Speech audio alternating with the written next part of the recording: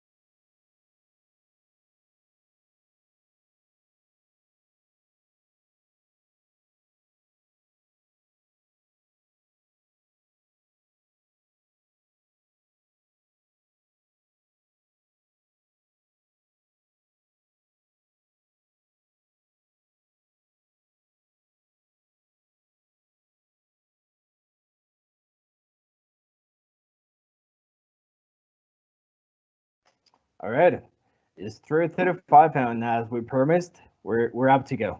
Well, thank you guys for being here. And as we told before, we work for the University of Dayton Publishing, and this webinar approaches to strategies for enhancing instruction through planning.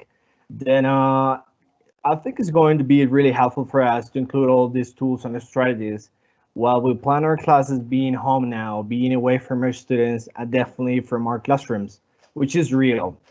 And when we mention the word real, then we'll have to include all these reality strategies and to see how could we approach them while we're far from our students, which is real as well. Before we got the chance to interact with them in a closer way, now we're far from them, so we have to see how to approach it. And this is what we're going to talk about today. Briefly, real strategies and how it works. Well, when we talk about real strategies, I just want you to remember that this webinar is focused to TESOL standards and how to accomplish them. Yep. So today we'll be working in goal number 2, which is to use English to achieve academically in all content areas. And standard 2, which is students will use appropriate learning strategies to construct and apply academic knowledge. So as far as you may see, we have one goal and one standard. And this is the kind of things we may start including in our lesson plannings, standards, right? In this case, how our students can use these strategies to construct and apply to academic knowledge, and why not to social knowledge, which is really helpful for them as well. Now, if we talk about Realia, we need to talk about connect language acquisition to the real world. And this is the main topic, connecting language acquisition to the real world. And this is our agenda, or step by step. First, we'll briefly see some opportunities, and we will be identifying opportunities to use Realia online, definitely. Number two, we'll see how to collect that realia because it is a process. Uh, right after we identify, we need to collect it, and we'll teach you how to do that. Then we'll see how to build a library of realia and see what it is and how it works. Then we'll be using a field trip as Realia. I know we're closed in quarantine in our houses being isolated, but we'll see some tools that are free now online and that we could definitely use to go on field trips with our students. And then we'll check some suggestions of classroom Realia and see how could this be included nowadays. And finally, but not the last, some behaviors our students may have when we apply this strategy in our classrooms. So for you to know, inside of the TESOL standards, we'll briefly see the standards and goals, but as well the behaviors our students will have right after we apply this strategies in the room. All right, let's start. So if we talk about real strategies, we'll have to know first about the basics. And the main thing that comes to my mind, and the first thing is that realia means to real things, concrete things. Concrete things or objects to build background knowledge and vocabulary. So it's a good idea to start thinking how can I mix my students' knowledge and vocabulary with realia, with real things, being far from them, not in the classroom. Second, real strategies provide opportunities to use all the senses in learning, which is quite important. Because when we relate senses of learning, like taste, and all these multi-intelligence skills that our students have, they will be able to have a better memory and a better recall process from the vocab on all this process learning that we do with them. Number three, when we talk about real strategies, we may consider replicas or semi-concrete objects such as photograph or illustration. So definitely, I'm pretty sure that there's some vocab that is really hard for them to have the concrete object, but we can use then some illustration or photographs. And in this topic, I like to talk that the photographs should be not downloaded from internet, but it's a lot better when we take the pictures by ourselves and share them with our students. So the photo is going to be a lot more familiar for them. And if you as teacher are related with the picture, then your students got it to be a lot more linked with the picture. He wants to know more about you and about the picture. And finally, if we don't use Realia, it's going to take us to a loss of sensory information that could help in comprehension. So a good part here to consider is that objects, concrete objects and real things are related with sensory information. So it's not just about learning a word from a vocab, but to describe it. And to describe it, you need to have this sensory relation with the things or with the items that we're teaching.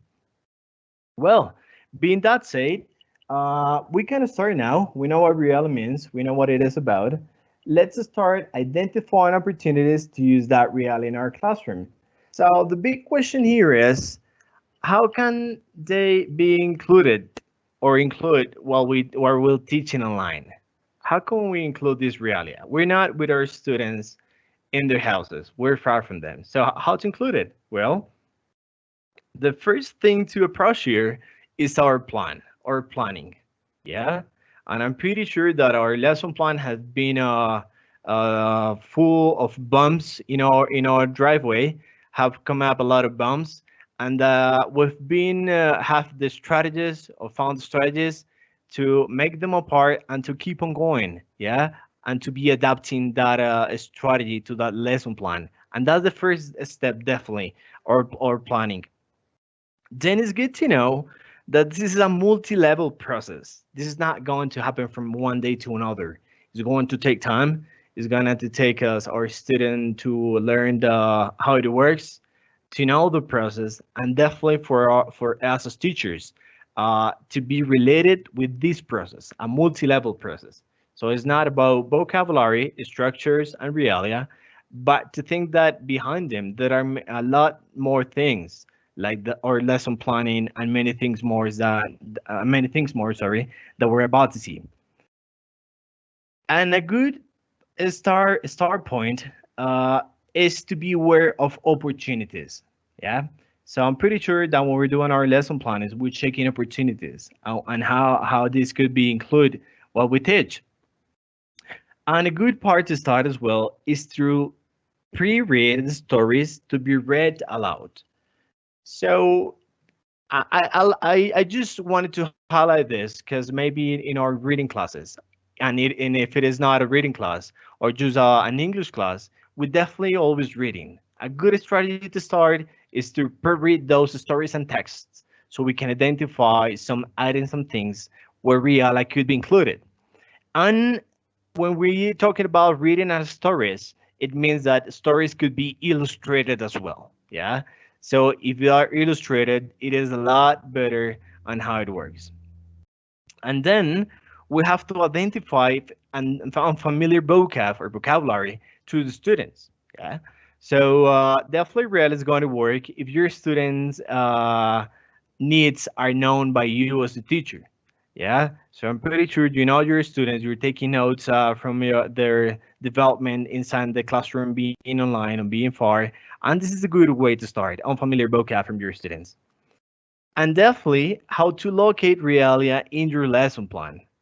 So maybe this can be included in the vocabulary part, or if you decided you want to do it inside the project part, include Realia in there. So it's up to you. The good part is that you may include it whatever you want, but doing it carefully, choosing the right way to start. And then definitely is going to be attached to our scope and sequence and our lesson planning. This is when we have to make all these big marks and big steps, include Realia in our scope and sequence and lesson plannings, or pacing guide, as we may call it too. Well, we do so how to identify these opportunities from our students. Now, how to collect that realia. Let's imagine we have now the vocab. We know what we want to do. So, which is a good way to start? Well, this would be like the idea realia collected stuff being placed in a classroom. Yeah. But we're sure this is gonna be quite far from our reality right now. We're not able to have this kind of stance now. So the good question is, how should you start, or how could we start as teachers including this in our classrooms? Well, the first part is collect and storage. And when I refer to this, we're talking about not collecting real items or concrete items in your houses or in our students' houses, but to have one place where we can yeah, place it, sorry for saying that again, that we're gonna see in a while, and that place should have accessibility and organization. For who? For you students, because they will have access to it. Yeah. And definitely when you collect and storage, then you will have to define the frequency used for instruction. How frequently are you going to access these items? Or how frequently are you going to use these in your lesson plannings? Yeah. To give it a good organizations for you and definitely for your students. Now, when we mention organization, we have to think about if this reality we're collecting is going to be for one use only, or on the other hand, sorry, we're gonna have this spiral approach to get back to them later in time. And when we refer to the spiral approach, is intended to have this scaffolding to include that very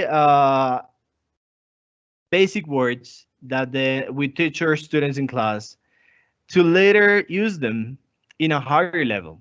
So remember that as we mentioned in our previous webinar, when we level our questions to our students, we can level vocabulary and start adapting in time according to our students' needs.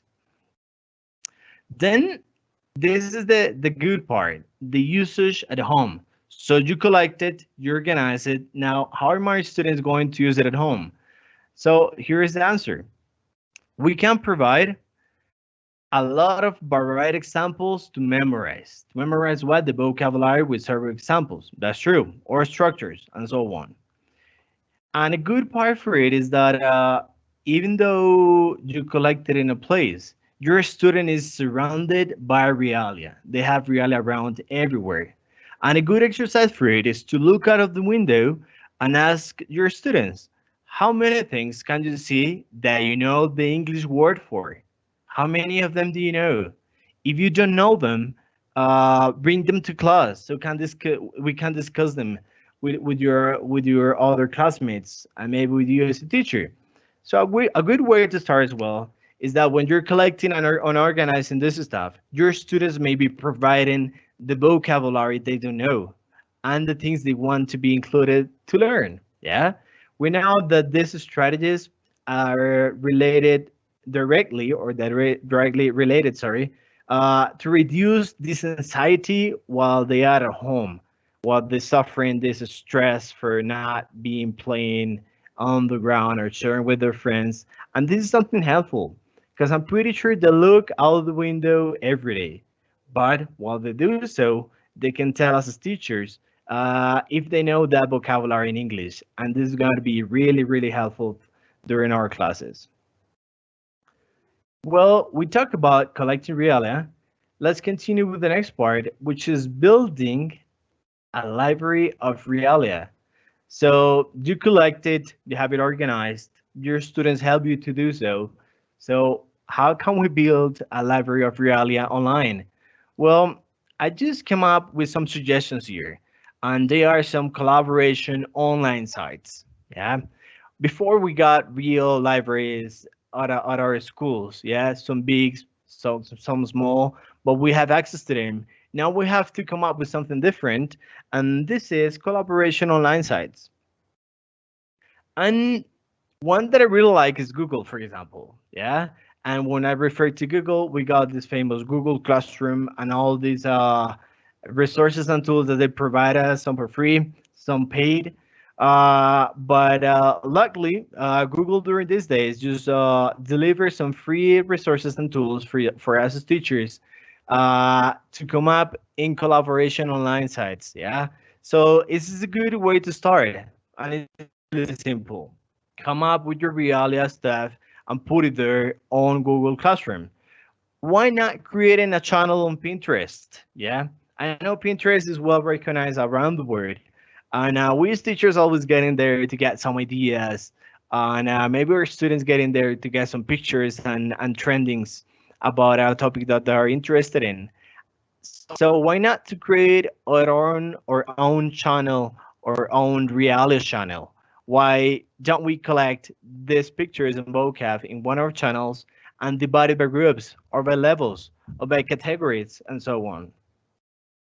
Another one that I found is IMGUR. IMGUR.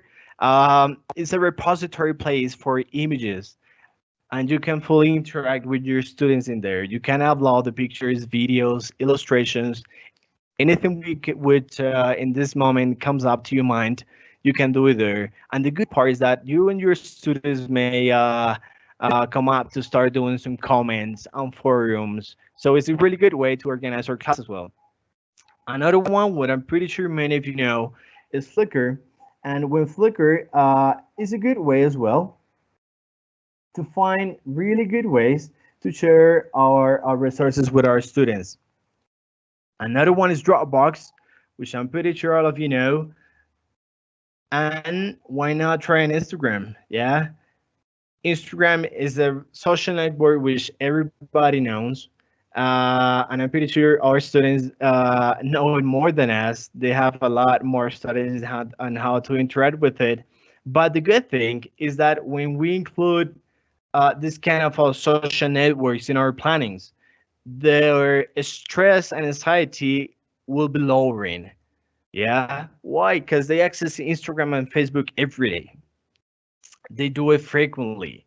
They do it with the other friends and they play there and they see pictures and videos and many things more. So we as teachers will have to take advantage of it to include these kind of things in our classes and reduce that way anxiety and stress and maybe to get to get them to be more interested about learning English in our classes while they're online. It was hard before to teach English one-on-one, face-to-face. Now it has become harder because I will have to find the right kids to reach or to have the correct approach to our students' mind to get to the correct point and to the right position and the right tool for them to access content. And why not to do it through social networks?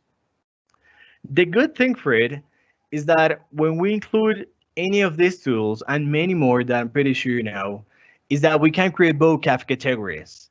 And as I said before, we can do it by years. Yeah. So this works definitely from preschoolers and from year 12 graders. And we'll check that in a while, how to include this in different levels from our classrooms. And definitely, these collaboration online sites are related with your lessons. Yeah.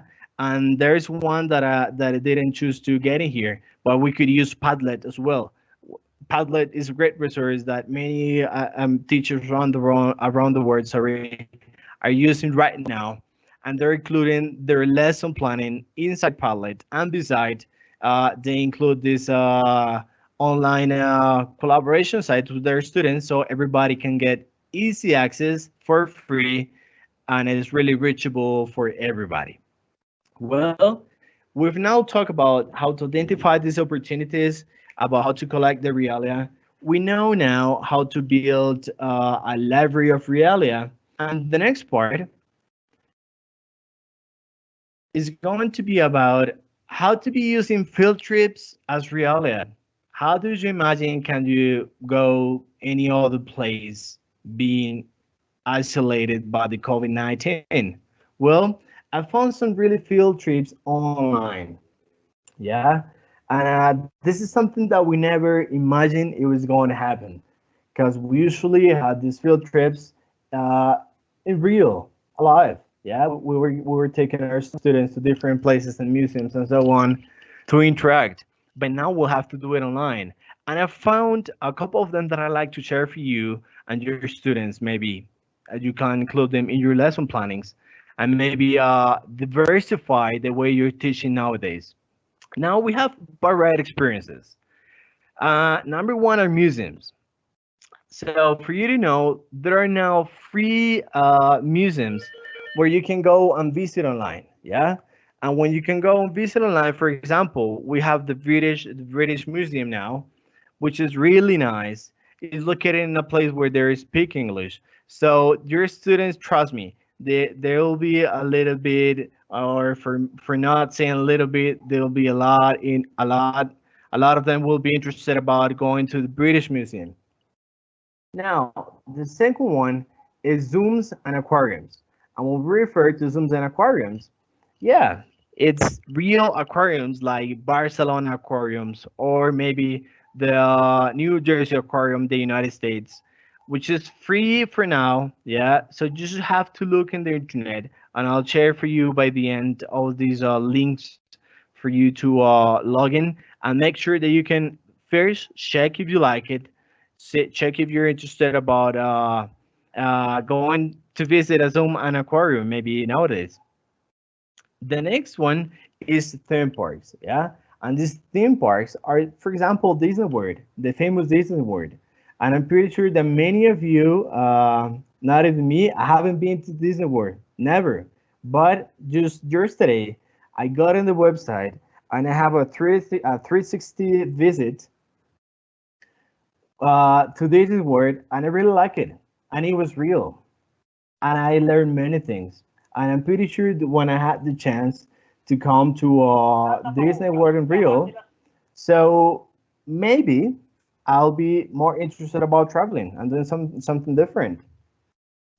And then why not include something different, like the one you're seeing here, the Mars surface and the space. Yeah.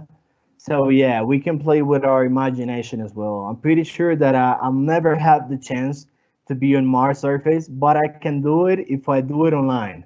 So I think this is strategies to have these field trips online, a helpful way to integrate our students to help them create a lot more confidence and interest while they're studying and learning the language. Yeah, I'm pretty sure that many of your students may be interested about going to Mars. Yeah, so I just imagine these elementary schoolers thinking that they're going to visit Mars, to visit a new planet, a different world. And this is gonna be really attractive for them because it's completely different to the things that we're doing nowadays. We're always teaching them with the textbooks and with the activity books and some assignments and so on. But including these field trips is really, really cool. Now, if we may continue, as to conclude this, we can say that these opportunities of using field trips as Realia will give us, our students, the opportunity to really understand what they are studying, to really get to know what it is like. How does it feel? How does it sound? What is the texture from it? Is it big? Is it small? Etc. Etc. Etc. Yeah, which is something that is really helpful when we're learning English. And the best of it is that they are free, as I mentioned before. There is no need to pay. Yeah, not for your students, not for you as the teacher. So please get in there in these websites and enjoy all this.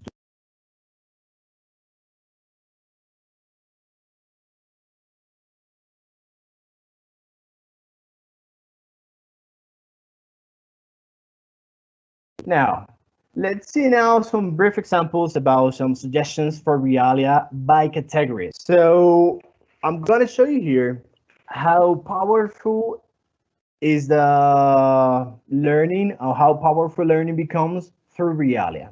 And here are some really, really brief examples. Number one, we have the Realia, the uses, and I divided by categories. So if you're using in your textbooks this household items that I'm pretty sure many of us have it in your book lessons as an unit or as a lesson topic, then we could include pictures.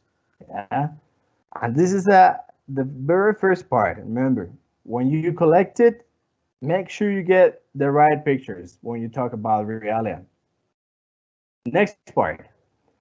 If you're talking about household items, well, I'm pretty sure that kitchen appliances, household furniture, and eating utensils are going to be included. And guess what? Our students have this in their houses. Yeah. When I remember that I was in the classroom, sometimes it got hard to explain some eating utensils because I didn't have access to them straight away. But now they're home and they have it just right at hand. And how is this going to help us? Well, we can define some role playing or some active experiences to have first vocabulary development. And remember, pre-reading, pre-reading. Remember, if you pre-read the activity with you alone or together with your students, this is going to help you getting to find all these small things that we didn't see before we planned our classes, but they later come up when we're teaching. And this is a good way then to get that seal bump, get over it, and see how to teach it. Yeah. Now, let's imagine we have this category, which is food. And I'm pretty sure food is really common in our textbooks as well. Well, I briefly suggest one of these pictures. And when we talk about fruit, we might talk about fruit, vegetables, unusual items to students. And I wrote unusual items to students because this will allow our students to learn new cultures, to get to know about different cultures. And this food category or this item here, this topic, could be easily related with some grammar activities like singular or plural, yeah, like one banana, two bananas, yeah, one apple, two apples. And beyond that, if your students are a little bit more skilled and singular or plural are easy for them, then we could get to know some sensory experiences. And it's Please describe the texture of the fruit that you're holding. How does it smell? Does it smell good or bad, etc., etc. Another example that I found here is clothing. Yeah, where we definitely could include Realia. And here we could talk about different kinds of hats, sweaters, jackets, boots of ethnic clothing. And one of the uses here is going to definitely contribute to have a better vocabulary development, to have a better writing support, and definitely an oral language practice. Because definitely clothing is related with shopping. And if you want to go shopping, you have to go for an oral language practice anyway. If you want or not, you will have to talk. And why not? We could create a store, yeah? So why not creating groups in our classrooms? And suggest them to create their own clothing store now that maybe they have access to these free tools online and come up with something different, yeah? And this could be definitely a project by the end of the year. Another good topic that I choose is literacy materials, yeah? And this is the tricky part because including realia with literacy sometimes is not that easy, but trust me, we got the strategies to do so. It easier books, magazines, newspapers, or why not an encyclopedia? Yeah, and I really like this picture right here on the top side of the screen because sometimes when we talk about literacy, we as teachers are sometimes very strict, and we start thinking about grammar and meta language and our textbooks and many strict things. Yeah, but if we include magazines, newspapers, and so on, why not as well social networks? Yeah, I'm pretty sure that in our social networks we can find academic web pages that they can follow through Facebook or Instagram or many other social networks.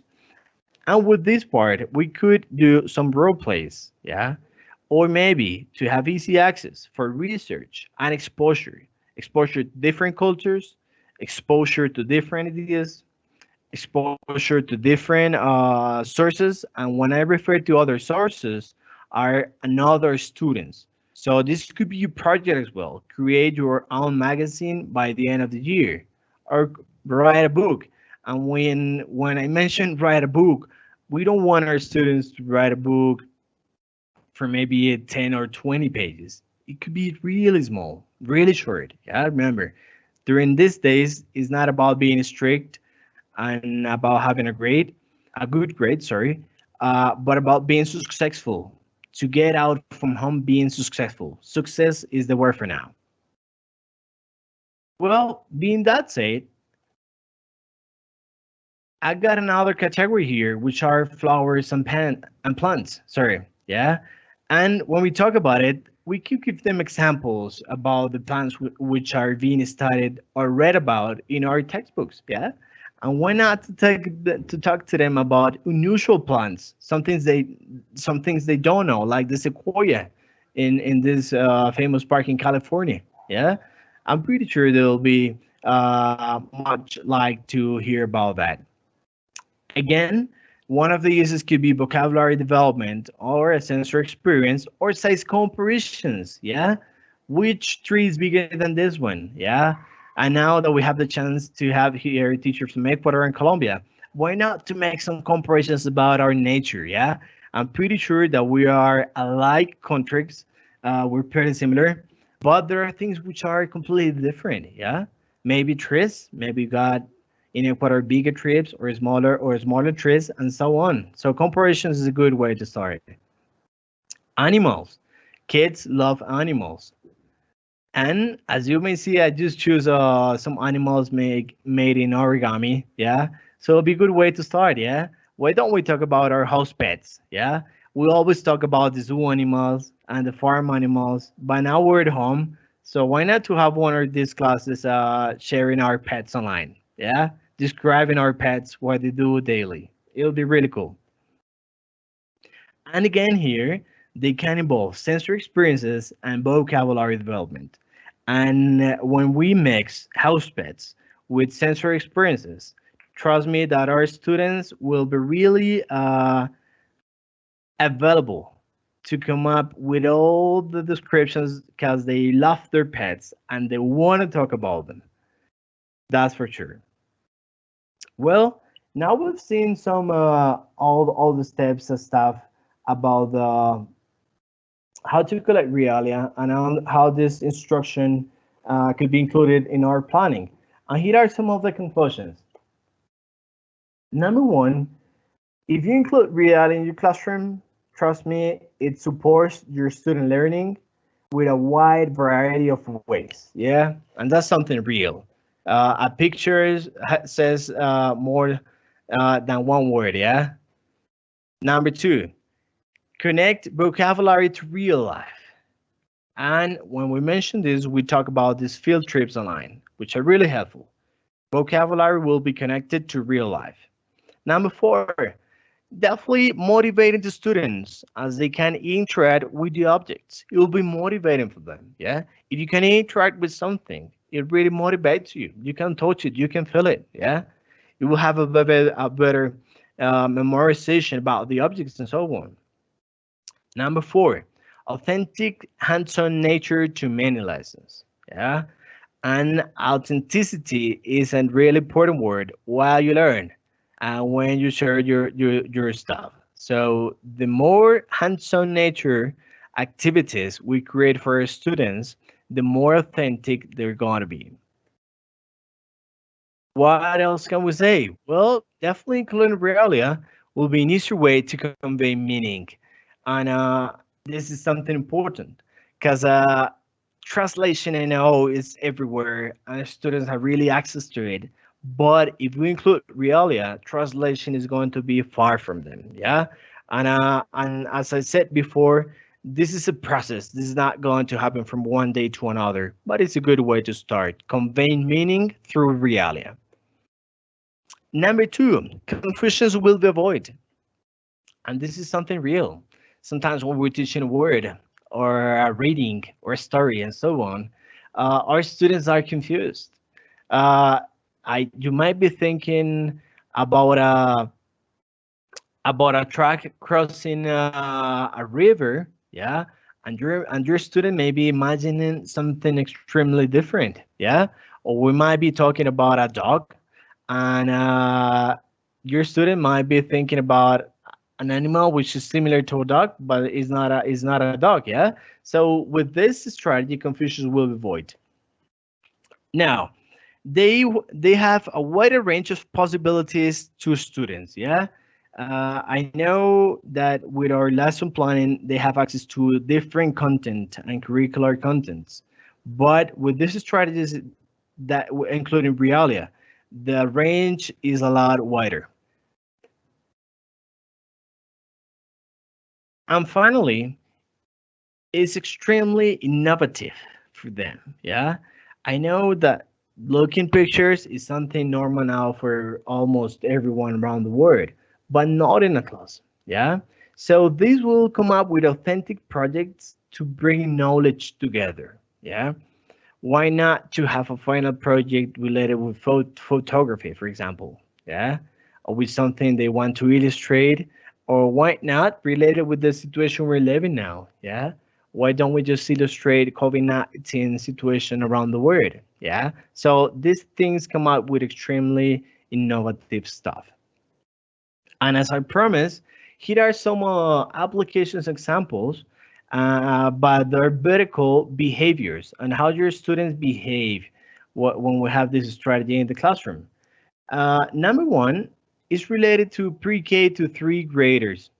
And if you use this in your classroom, then your students will associate written symbols and realia, and they have and they will represent story sequence with realia. So this is a good way to start because our pre-K or maybe first grade students are still learning to read, but they can represent a story sequence using pictures, using illustrations. If you have, or if you want, if in the range from fourth graders to eighth graders, then your students will compare and contrast real objects, or in the other hand, the represent information through the use of realia. Yeah. So you see the level of difficulty goes increasing year by year. And now they are comparing and contrasting real objects, yeah, or maybe pictures or photographs and so on. And if we teach at high school, 9, 10, 11, and 12th graders, our students will describe change and growth in real things, and definitely they will gather and organize realia prepared for reports. Yeah. So you see levels of difficulty is really wide and varied. So there's not need to push our students because every student will be able to have a level which is going to perfectly fit for him no matter the grade where he's at. And I'm pretty sure that we may have 10 or 11 graders which are still comparing and contrasting real objects. Yeah. And that's fine because they're still learning. We're always learning.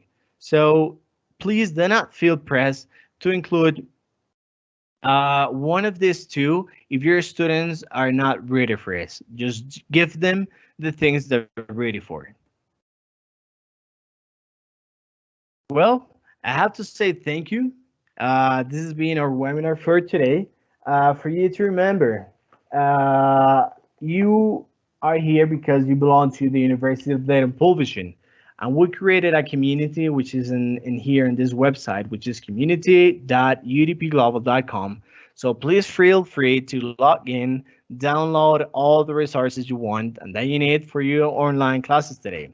Good thing to know, they're free. All of them are free, and you have access to all the four skills: listening, speaking, reading, and writing. Yeah, varied hundreds of activities, suggestions by grades and staff. So please just log in and download them. Yeah. Now that we finish, I'm going to be here answering your questions. And maybe if you want to come up with something related with the webinar that we could share with our other teachers. So let's see, we got some questions.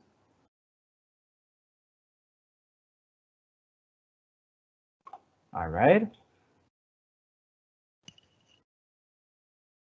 Yeah, I just want to say hi to, well, there's many teachers from Ecuador saying hi. So hi to Blanca and say hi to as well to Tanya Victoria Abril in Ecuador. Yeah, thank you. Thank you for being here. It was a great space.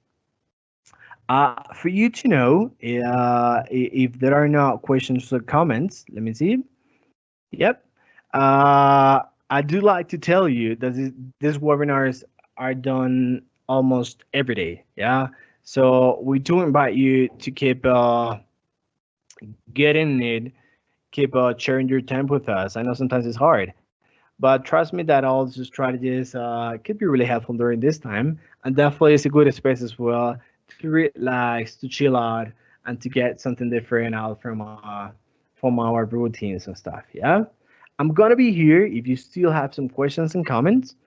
If you know, my name is David Polo, and if you want to see me again, I'll be back on Tuesday, which is Tuesday 26, which is the next Tuesday at 3:30 again. Yeah. So please free to consult our web pages and social networks where we always share all the contents of our webinars daily. Yeah. I'll be here. I'll silence my mic, but I'll be here where to come up to answers and thoughts. Maybe you have one. Thank you for being here, and I hope to see you next time. Bye bye.